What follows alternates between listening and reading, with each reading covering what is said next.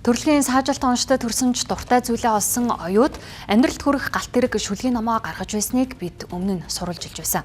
Тэгвэл тэрээр өнөөдөр номын баярт өөрийн номтойгоо оролцох мөрөөдлөө биелүүллээ. Оюут өмнө нь найзынхаа номын асарт хамтдаа сууж номын баяртаа тогтмол оролцож ирсэн. Тэндээс түүний өөрөө ном бичиж номын баярт оролцох мөрөөдөл нь эхэлсэн юм. За иймээс ч шүлэг бичих авьяасаа улам бүр хөгжүүлж мөрөөдлөө бодит болгон биелүүлж чадсан байна. Өмнө бас найзынхаа номтой ингэж оролцсон. Одоо өөрийнхөө номтой ингэж олж байгаа баяртай. Баяртай. За сандарч байна. Тийм.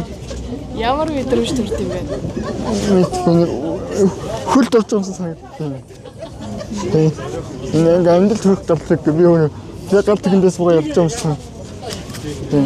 Амьдрал төрөх галтлаг гэдэг шүлгэн сэдвүүд кино болох бодож байгаа. Тэр нь гайгүй хоо.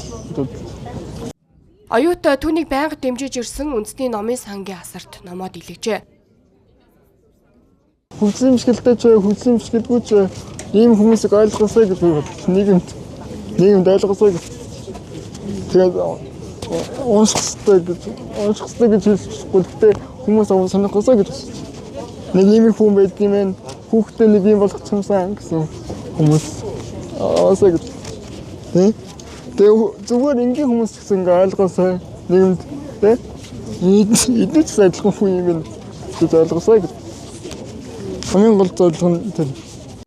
Номын баярт анхудаа зохиолчийн байр сууриас оролцож байгаа нь түүний хувьд сэтгэл догтлон байгааг хуваалцж байлаа.